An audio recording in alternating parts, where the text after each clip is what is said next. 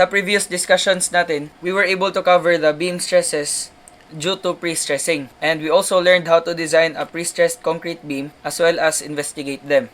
However, we were not yet able to cover how the deflection of pre-stressed concrete beams must be solved. So yan yung pag-uusapan natin ngayon. Now, in our problem, we have a pre-stressed concrete I-beam which has a simple span of 10 meters. It is subjected to a pre-stressing force of 850 kilonewtons. So our pre-stressing force is parallel to that tendon since horizontal lang yung tendon natin. So we have P dito rin. By what amount was the form at midspan lifted after the application of the pre-stressing force, which is 100 mm from the bottom of the beam as shown dito sa figure. The unit weight of concrete is taken to be 23.54 kilonewton per meter cube. And Fc prime is equal to 32 megapascal. Now, ano yung pinaka-concept dito sa pag-calculate ng deflection due to the pre-stressing force? Diba, na-discuss natin, kapag meron tayong pre-stressing force applied dito sa bottom, below sa neutral axis siya, so yung bottom fibers will be in compression and yung top fibers naman will be in tension. So, yung bending ng beam due to the pre-stressing force will look like this. And gaganyan siya. So, kinalculate natin yung stresses last time, but hindi natin alam by how much nag-deflect yung beam. Ayan. For example, ito yung initial horizontal line. If nag-deflect yung beam pa ganyan, this is supposed to be symmetrical, but just don't mind the drawing. Dito sa midspan, dyan mag-occur yung maximum deflection. Ayan. But again, we don't know this amount. Yan yung isosolve natin ngayon. Now, yung pinaka-efficient na method in solving deflection problems due to the pre-stressing force, area moment method talaga. Now, ito kasi yung concept.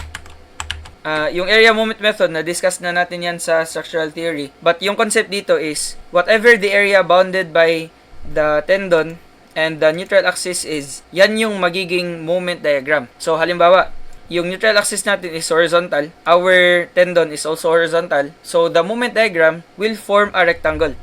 Diba, ito yung area bounded niya. Ayan, we have a rectangular area. So, this will also be the shape of the moment diagram, meaning we can apply the area moment method in order to solve the deflection. Translate lang natin yan. Highlight ko na lang. Yan yung area niya. So, pag i-draw natin yan, we simply have a rectangular shape. So, yung baseline natin sa moment diagram, yan yung neutral axis, essentially, 0. And since our tendon is below the neutral axis, yung moment diagram will also be sa negative na region. Now, the question is, ano yung value na to? What is this ordinate?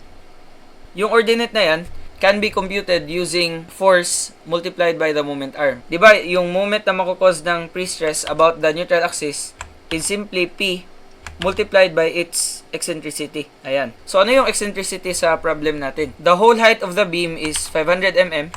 And yung distance ng centroid ng tendon is 100 mm from the bottom. So, this remaining distance right here, yan yung magiging eccentricity. So, kalahati ng 500 is 250 minus 100, that would be 150. So, yan yung eccentricity natin. So, kapag isosolve mo yung ordinate na to, constant line lang yan. So, same din dito, yung ordinate. This will be M is equal to P times E. P is equal to 850. Ayan, the pre-stressing force. And E naman is equal to 150 mm. In meters, that would be 0.15. Now, you may use 150 mm na lang. Don't convert it to meters. But mas nakasanayan ko kasi sa conversion factor ng deflection, I will multiply the numerator by 1000 to the 4. So, depende na yan sa'yo. Anyway, solving M, we have 850 times 0.15. This would give us 127.5. And essentially, this is negative. Now, negative yan since, again, the pre-stressing force is below the neutral axis. So, this is kilonewton meter. Ayan. The whole span naman is 10 meters. So, let's draw our beam. Ayan. And yung magiging deflection natin is paganto. Insert na lang tayo ng curve. So, ito yung magiging elastic curve natin. And di ba kapag dinraw natin yung tangent line sa point of maximum deflection, symmetrical lang yung placement ng tendon. So, the maximum deflection will occur dito rin sa midspan. Ayan. If I draw the tangent line, let's say this is point A, ito naman point B, and the midspan is point C. Ayan. We can draw this tangent line, and this will be the tangent line from C, or at C. Tangent line at C. We can extend this line, ayan, patungo dyan. And we can also draw a tangent line dito sa point A. Tangent to this point would be a line oriented this way. Ayan, tangent yan. So, ito yung tangent at A. So, our point from the elastic curve is this one. Going to the tangent line at C, we have this vertical distance. And we know na sa area moment method, ito yung tinatawag natin na deviation from point A on the elastic curve with respect to the tangent at C.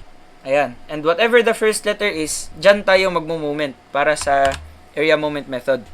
So, ito yung dalawang points na pinili natin, A saka C. So, we're also going to divide the moment diagram such that yung area na i-consider natin from A to C lang. Ayan. So, what would be this area? Diba yung area na yan will simply just be base multiplied by height. If the whole length is 10 meters, then this will just be 5 meters. Ayan.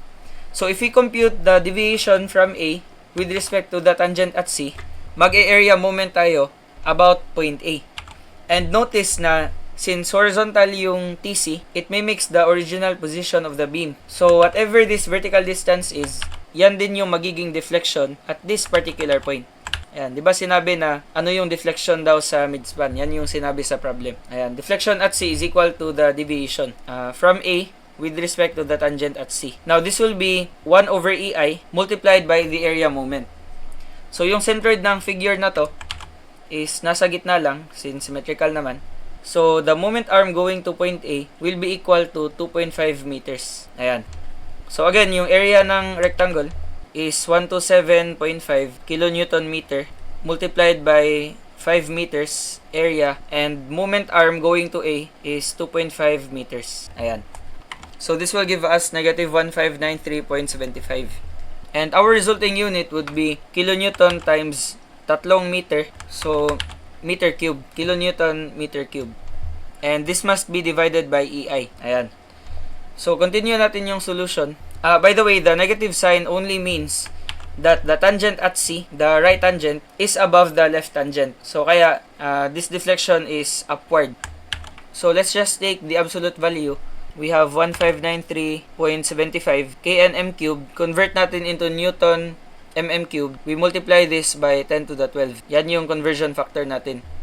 Then, yung E naman, notice na hindi siya binigay sa problem. Yung binigay lang is FC prime.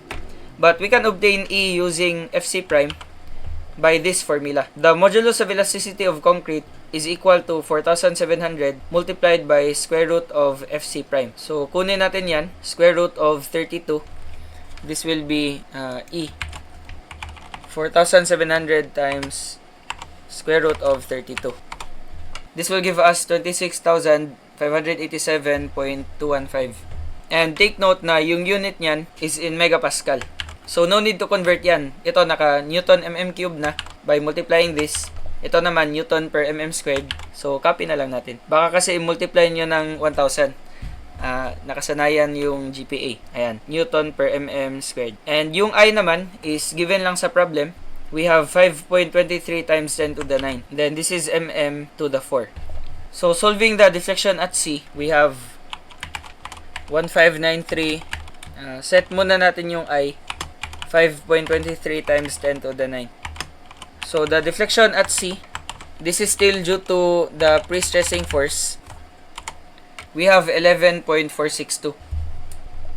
And this deflection is upward.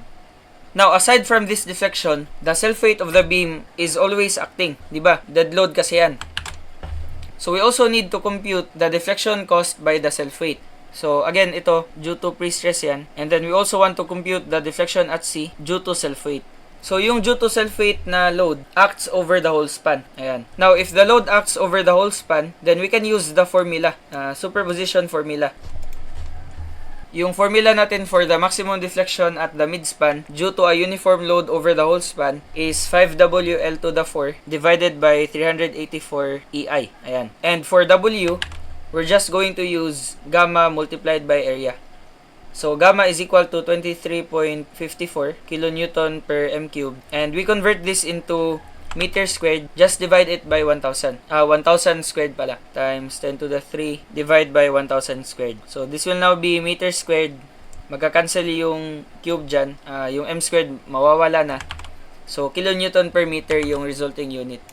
So, W equals, set natin yung area, 114 times 10 to the 3.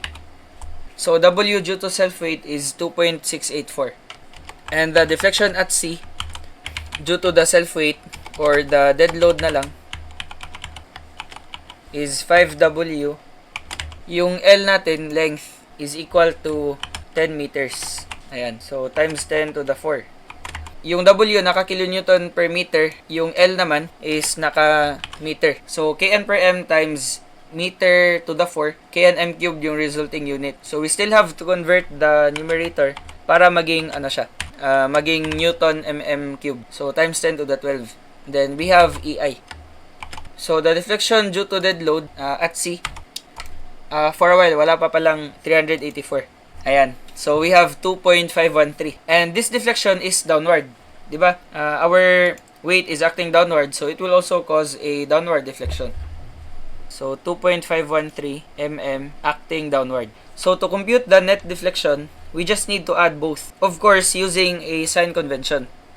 Yung sign convention ko na lang, upward is positive and downward is negative. So, the amount by which the form at midspan was lifted after the application of the pre-stressing force would be equal to 11.462 upward, then minus 2.513 due to the dead load. So, this will give us 8.949 mm. Now, our result is positive. So, it means na after applying the pre-stressing force, nag-deflect talaga upward siya at midspan. Ayan. So, ito yung elastic curve, even with the influence of the dead load. So, sa video na to, diniscuss ko yung whole procedure. Sa next videos naman, we will proceed kaagad sa computations ng area moment.